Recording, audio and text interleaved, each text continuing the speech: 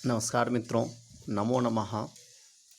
आज हम लोग संस्कृत व्याकरण प्रवेशिका जो बाबूराम सक्सेना जी के हैं, यूपी टीजीटी के पाठ्यक्रम में संस्कृत विषय में जो लगा हुआ है वह देखने के लिए जा रहे हैं।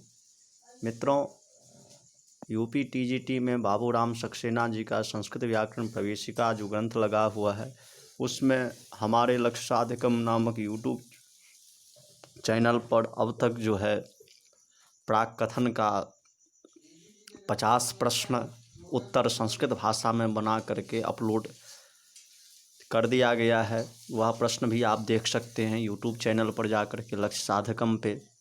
और इससे पूर्व जो है प्राक कथन, संधि और कारक का षष्ठी से पूर्व सप्तमी, पंचमी, चतुर्थी, तृतीया और द्वितीया और प्रथमा विभक्ति का वीडियो जो है कई भागों में यहाँ पर प्रस्तुत किया जा चुका है।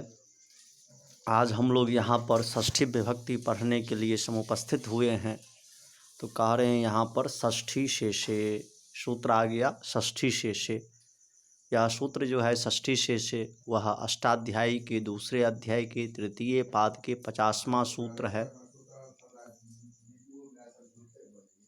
इस सूत्र में के द्वारा कहा जा रहा है षष्ठी शेषे। इस सूत्र का अर्थ यह है कि जो बात और विभक्तियों से नहीं बतलाई जा सकती है उसको बतलाने के लिए षष्ठी होती है।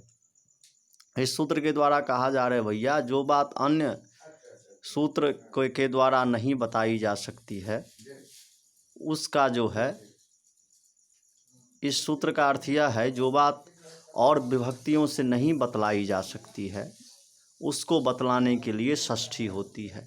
जो मतलब इससे पूर्व जो 6 विभक्तियाँ जो हुई है, प्रथमा, द्वितीया, तृतीया, चतुर्थी, पंचमी, सप्तमी, जो उस सारे विभक्तियों में नहीं बताई गई है वह अर्थ जो है षष्ठी विभक्ति के द्वारा बतलाने के लिए षष्ठी शेषे यहाँ पर सूत्र दिया गया। अर्थात यहाँ पर जो शेषे शब्द प्रयोग हुआ है उसका मतलब है उक्तादन्य शेषः, जो कहने से बच गया है उसमें जो है षष्ठी शेषे से क्या हो जाता है, षष्ठी शेषे से जो है षष्ठी विभक्ति हो जाती है। ऐसा कहने का तात्पर्य है।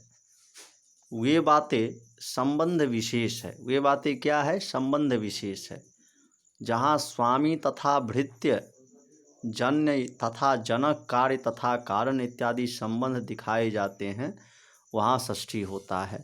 अब कहते हैं भैया षष्ठी कहाँ कहाँ होता है, तो कहते हैं जहाँ स्वामी तथा भृत्य, जन्य तथा जनक, कार्य तथा कारण इत्यादि संबंध दिखाए जाते हैं। जहाँ पर क्या हो, स्वामी और नौकर अर्थात भृत्य का, जन्य और जनक का, कार्य तथा कारण इत्यादियों का संबंध परस्पर दिखाया जाए वहाँ पर क्या होता है, षष्ठी विभक्ति हो जाती है। जैसे राज्ञः पुरुषः, यहाँ पर राज्ञः पुरुष अर्थात राजा के संबंधी जो पुरुष हैं, राज्ञः संबंधिनः पुरुषः इत्यर्थः। इसका अर्थ यहाँ पर क्या हो जा रहा है, राजा से संबंधित जो पुरुष है, राजा का पुरुष, ऐसा अर्थ हो जा रहा है।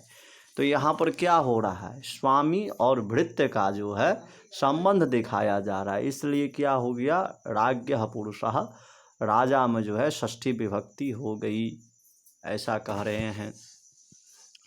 अब यहाँ पर आपको जो है यूपी टीजीटी में प्रश्न पूछ सकते हैं, राज्ञः पुरुषः इत्यत्र केन सूत्रेण षष्ठी विभक्ति जाता, तो वहाँ पे लिखना है आपको राज्ञः पुरुषः इत्यत्र षष्ठी शेषे इति सूत्रेण षष्ठी विभक्ति राज्ञः परस्पर संबंधः स्वामी भृत्यस्य परस्पर संबंधात अत्र षष्ठी शेषे इति सूत्रेण षष्ठी विभक्ति जाता। ऐसे आपको लिख देना है, वहाँ पर आपको टिक मारना है। यहाँ पर राजा क्या है, स्वामी है, और वह जो पुरुष है वह क्या है, भृत्य है। इस स्वामी तथा भृत्य का संबंध दिखाने के लिए राज्ञः में षष्ठी हुई। राज्ञः में षष्ठी क्यों हुई, स्वामी तथा भृत्य का संबंध दिखाने के लिए राज्ञः में षष्ठी विभक्ति हो गई। इसी प्रकार यहाँ पर कह रहे हैं बालकस्य माता, बालक की माता। यहाँ पर क्या है, तो जन्य और जनक भाव संबंध है। तो जन्य और जनक भाव संबंध दिखाने के लिए बालकस्य माता में क्या हो जाएगा, बालक में षष्ठी विभक्ति हो जाएगी, ऐसा कह रहे हैं। अब हम आगे बढ़ते हैं तो यहाँ पर कहा जा रहा है बालक जन्य अर्थात पैदा होने वाला है। बालक क्या है, जन्य है अर्थात पैदा होने वाला है। और माता जननी अर्थात पैदा करने वाली है। माता क्या है, पैदा करने वाली है। एवं इसमें जन्य जनक संबंध है। और कह रहे हैं भैया इसमें क्या है, जन्य जनक संबंध है। इसी को दिखलाने के लिए बालस्य में षष्ठी हुई। इसी को दिखलाने के लिए बालस्य में क्या हो गया, षष्ठी विभक्ति हो गई, ऐसा कह रहे हैं। अब आ गया मृत्तिकायाः घटः, मिट्टी का घड़ा, यह प्रयोग आ गया। तो इसमें जो है कारण और कार्य संबंध है। तो कारण और कार्य संबंध होने के कारण क्या हो गया, मृत्तिकायाः घटः। तो यहाँ पर कारण और कार्य होने के कारण मिट्टी क्या हो गया, यहाँ पर कारण हो गया, घड़ा क्या हो गया, कार्य हो गया। एवं इसमें कार्य कारण संबंध है। और इसमें क्या है, कार्य कारण संबंध है। इसी को दिखाने के लिए मृत्तिकायाः में षष्ठी हुई। इस कारण कार्य भाव दिखाने के लिए मृत्तिकायाः में क्या हो गया, षष्ठी विभक्ति हो गई। अब सूत्र आ गया षष्ठी हेतु प्रयोगे। कौन से सूत्र आ गया, षष्ठी हेतु प्रयोगे। यह सूत्र जो है षष्ठी हेतु प्रयोगे, यह अष्टाध्यायी के दूसरे अध्याय के तृतीय पाद के 26वां सूत्र है। इस सूत्र के द्वारा कहा जा रहा है जब हेतु शब्द का प्रयोग होता है, क्या हो, जब हेतु शब्द का प्रयोग होता है तो जो शब्द का कारण या प्रयोजन रहता है और हेतु शब्द दोनों में षष्ठी रखी जाते हैं। कहते हैं भैया जब हेतु शब्द का प्रयोग होता है तो जो शब्द कारण या प्रयोजन रहता है वह और हेतु शब्द दोनों षष्ठी में रखे जाते हैं। वह और हेतु शब्द क्या होते हैं, दोनों षष्ठी में रखे जाते हैं, ऐसा कह रहे हैं। अब कहते हैं भैया अन्नस्य हेतोः बसति, अन्न के लिए वास करता है, ऐसा यहाँ पर बोध करवा रहे हैं। अन्नस्य हेतोः बसति, ऐसा बोध करवा रहे हैं। तो अन्न के वास्ते रहता है अर्थात अन्न पाने के प्रयोजन से रहता है। तो इस षष्ठी हेतु प्रयोगे से क्या हो जाएगा, यहाँ पर षष्ठी विभक्ति हो जाएगी। षष्ठी हेतु प्रयोगे का एक बार अर्थ फिर से जानते हैं हम लोग। जब हेतु शब्द का प्रयोग होता है तो जो शब्द कारण या प्रयोजन रहता है और वह और हेतु शब्द दोनों षष्ठी में रखे जाते हैं। वह शब्द जो कारण या प्रयोजन होता है और हेतु, इस दोनों में क्या होता है, षष्ठी विभक्ति हो जाता है। तो देखिए अन्नस्य हेतुः बसति, यहाँ पर यह प्रयोग आया तो वह अन्न के वास्ते रहता है। सह अन्नस्य हेतुः बसति, तो यहाँ पर क्या हो गया, तो हेतु क्या है, यहाँ पर हेतु है, किसके लिए रहता है, तो अन्न के लिए रहता है। तो अन्न में भी षष्ठी हो गया और हेतु में भी षष्ठी हो गया। षष्ठी हेतु प्रयोगे, इस सूत्र से षष्ठी हेतु प्रयोगे से यहाँ पर अन्नस्य हेतु बसति में दोनों में षष्ठी हो गया, अन्नस्य में भी और हेतु में भी। यहाँ रहने का कारण प्रयोजन अन्न है, रहने का प्रयोजन क्या है, अन्न है। तो रहने का जो प्रयोजन है उसमें अन्न में भी षष्ठी हो गया, इसीलिए अन्नस्य प्रयोग बन गया और हेतु दोनों में षष्ठी हो गई। अब कहते हैं भैया अध्ययनस्य हेतोः काश्याम तिष्ठति, अध्ययन के हेतु से काशी में रहता है, अध्ययन के लिए काशी में टिका है। कहते हैं भैया अध्ययन के हेतु के लिए, अध्ययन के लिए जो है काशी में रहता है, अध्ययन के लिए। तो किसके लिए रहता है, प्रयोजन क्या है, तो अध्ययनस्य, अध्ययन जो है वह प्रयोजन है, अध्ययन जो है वह क्या है, प्रयोजन है कहते हैं। तो इसीलिए अध्ययन में क्या हो जाएगा, षष्ठी हेतु प्रयोगे सूत्र से षष्ठी विभक्ति हो जाएगी, हेतु में जो है षष्ठी विभक्ति हो जाएगी दोनों में। तो अध्ययनस्य हेतोः काश्याम तिष्ठति, ऐसा प्रयोग बन जाएगा। अब भैया यहाँ पर टिकने का प्रयोजन या कारण अध्ययन है। यहाँ पर टिकने का प्रयोजन या कारण क्या है? अध्ययन है। इसीलिए अध्ययनस्य और हेतु दोनों में षष्ठी हुई, इसीलिए अध्ययनस्य में भी षष्ठी हो गई और हेतु में भी षष्ठी हो गई। जब हम आगे चलते हैं तो सूत्र आता है सर्वनामनस् तृतीया च। कौन सा सूत्र आ जाता है? सर्वनामनस् तृतीया च। जब हेतु शब्द के साथ किसी सर्वनाम का प्रयोग होता है, क्या होता है? जब हेतु शब्द के साथ किसी सर्वनाम का प्रयोग होता है तो सर्वनाम और हेतु शब्द दोनों में तृतीया, पंचमी या षष्ठी होती है। सर्वनामनस् तृतीया च, यह सूत्र कहता है जब हेतु शब्द के साथ किसी सर्वनाम का प्रयोग हो। क्या हो? तो हेतु जो शब्द है उसके साथ यदि कोई सर्वनाम शब्द का प्रयोग हो, तो सर्वनाम शब्द कौन कौन से हैं? तो सर्व, विश्व, उभ, उभय, डटर, दतम इत्यादि जो है सर्वनाम शब्द है। यह शब्द यदि रहे पर में तो सर्वनाम और हेतु शब्द दोनों में तृतीया, पंचमी या षष्ठी हो जाती है। तो दोनों में जो है सर्वनाम शब्द में भी और हेतु में भी तृतीया, पंचमी और षष्ठी विभक्ति हो जाती है। यहाँ पर प्रयोग करते हैं कस्य हेतोः अत्र वसति, किसके लिए यहाँ पर टिका है? तो यहाँ पर क्या हो गया? षष्ठी विभक्ति हो गई और हेतु में भी षष्ठी हो गया। कस्मात् हेतोः अत्र वसति, किस हेतु से यहाँ पे रहता है? तो यहाँ पे कस्मात् में भी क्या हो गया? पंचमी हो गया। हेतु में भी जो है पंचमी हो गया। केन हेतुना अत्र वसति, यहाँ पर केन में तृतीया हो गया, हेतुना में जो है तृतीया हो गया। अर्थात तीनों में जो है क्या हो गया? तृतीया, पंचमी और षष्ठी विभक्ति हो गई, ऐसा कह रहे हैं। अब कह रहे हैं भैया यहाँ पर किम शब्द सर्वनाम है। यहाँ पर किम शब्द क्या है? सर्वनाम है। इसीलिए कस्य में षष्ठी, केन तृतीया, कस्मात् में पंचमी हुई।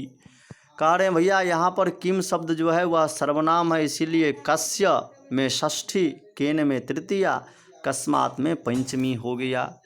अब कहते हैं भैया तेन हेतुना, तस्माद् हेतोः, तस्य हेतोः, येन हेतुना, यस्माद् हेतु, यस्य हेतु, ऐसा प्रयोग बन जाएगा। अब आ गया निमित्तात् कर्मयोगे सर्वासाम प्राय दर्शनम। प्रयोग आ गया भैया निमित्त पर्याय प्रयोगे सर्वासाम प्राय दर्शनम। निमित्त पर्याय प्रयोगे सर्वासाम प्राय दर्शनम। इस वार्तिक के द्वारा कहा जा रहा है भैया निमित्त शब्द का अर्थ रखने वाले कारण, हेतु, प्रयोजन आदि शब्दों का प्रयोग होने पर सर्वनाम में तथा निमित्त का अर्थ रखने वाले शब्दों में प्रायः सभी विभक्तियां होती है। कार्य भैया निमित्त शब्द का अर्थ रखने वाले, जो निमित्त शब्द का अर्थ रखता हो, ऐसे निमित्त शब्द का मतलब क्या हुआ? कारण, हेतु, प्रयोजन, इन तीनों का जो अर्थ रखता हो, ऐसे शब्दों का यदि प्रयोग हो निमित्त, हेतु, कारण, प्रयोजन का, तो सर्वनाम में तथा निमित्त का अर्थ रखने वाले शब्द में प्रायः सभी विभक्तियां होती है, अर्थात सातों विभक्तियां होती है। कि देखिए यहाँ, जैसे कि देखिए यहाँ पर कहा जा रहा है किम निमित्तम, को हेतु, यहाँ पर द्वितीया विभक्ति हो गया, यहाँ पर प्रथमा हो गया, तत्प्रयोजनम, सारे विभक्तियाँ यहाँ पर होती है। निमित्त पर्याय प्रयोगे सर्वासाम प्राय दर्शनम च, सूत्र इसके सहायता से निमित्त शब्द का अर्थ रखने वाले कारण, हेतु, प्रयोजन शब्दों का प्रयोग होने पर सर्वनाम में तथा निमित्त अर्थ रखने वाले शब्दों में प्रायः सभी विभक्तियाँ होती है। केन निमित्तेन कम हेतुम तेन प्रयोजनेन, केन कस्मै निमित्ताय, केन हेतुना तस्मै प्रयोजनाय, कस्मात् निमित्ताय कस्मै हेतवे तस्मात् प्रयोजनात्, कस्य निमित्तस्य कस्मात् हेतु तस्य प्रयोजनस्य, कस्मिन् निमित्ते कस्य हेतोः तस्मिन् प्रयोजने कस्मिन् हेतु, इत्यादि प्रयोग जो है बनते हैं। अब जो है अगला आ गया, आगे जब बढ़ते हैं तो वार्तिक में आए हुए प्राय का तात्पर्य यह है कि जब सर्वनाम का प्रयोग नहीं रहता तब प्रथमा द्वितीया नहीं होती है, शेष सब विभक्तियां होती है। भैया वार्तिक में जब प्राय का तात्पर्य यह है, वार्तिक में जो प्राय लिखा उसका तात्पर्य है कि जब सर्वनाम का प्रयोग नहीं रहता तब प्रथमा द्वितीया नहीं होती। जब सर्वनाम का प्रयोग नहीं रहता तो प्रथमा द्वितीया नहीं होता है, शेष सारे विभक्तियां होती है। प्राय का तात्पर्य यह है जो सर्वनाम का प्रयोग नहीं रहता तब प्रथमा द्वितीया नहीं हो करके शेष जो है तृतीया चतुर्थी पंचमी षष्ठी सप्तमी ये चारों विभक्तियां हो जाती है। जब प्राय का तात्पर्य है सर्वनाम शब्द का प्रयोग नहीं हो, इसीलिए देखिए ज्ञानेन निमित्तेन बना, ज्ञानम निमित्तम नहीं बना, ज्ञानाय निमित्ताय बन गया, ज्ञानत निमित्तात बन गया, ज्ञानस्य निमित्तस्य ज्ञाने निमित्ते, ये जो है चारों विभक्तियों में रूप बन गया, किंतु प्रथमा द्वितीया में रूप नहीं बना। वार्तिक में प्रायः शब्द होने के कारण प्राय का से यहाँ पे तात्पर्य यह है यदि सर्वनाम का प्रयोग नहीं रहता है तब जो है प्रथमा द्वितीया विभक्ति नहीं होती है और सारे विभक्तियाँ होता है। यह ध्यान रखिएगा, आपसे टीजीटी में पूछ सकता है ज्ञानेन निमित्तेन अत्र प्रथमा द्वितीया विभक्ति कस्मात् कारणात् ना भवत। तो वहाँ पे आपको लिखना है जो वार्तिक है यह वार्तिक निमित्त पर्याय प्रयोगे सर्वासाम प्राय दर्शनम, इस वार्तिक के सहयोग से जो है यहाँ पर क्या हुआ, ज्ञानेन निमित्तेन ज्ञानाय निमित्ताय, ज्ञानात् निमित्तात् ज्ञानस्य निमित्तस्य ज्ञाने निमित्ते, इसमें जो है प्रथमा द्वितीया नहीं हुई, अन्य सभी विभक्तियाँ हो गई, इस प्रकार से कहते हैं। अब जब हम आगे बढ़ते हैं तो यहाँ पर टिप्पणी में लिख रहे हैं यद्यपि उपर्युक्त वार्तिक से सभी वार्तिकों का प्रयोग विहित है तथापि प्राचीन काव्यकारों के काव्य ग्रंथों में तृतीया पंचमी षष्ठी का ही प्रयोग पाया जाता है। इसके अतिरिक्त किम निमित्तम, किम प्रयोजनम, किम कारणम, अर्थम इत्यादि द्वितीयांत प्रयोग में भी कम नहीं पाए जाते हैं। कहते हैं भैया यद्यपि उपर्युक्त वार्तिक से सभी विभक्तियों का प्रयोग विहित है, अर्थात सभी विभक्तियां जो है विहित की जाती है, विधान की जाती है, तथापि प्राचीन काव्यकारों के जो प्राचीन काव्यकार हुए हैं उनके काव्य ग्रंथ में तृतीया पंचमी तथा षष्ठी का ही प्रयोग पाया जाता है।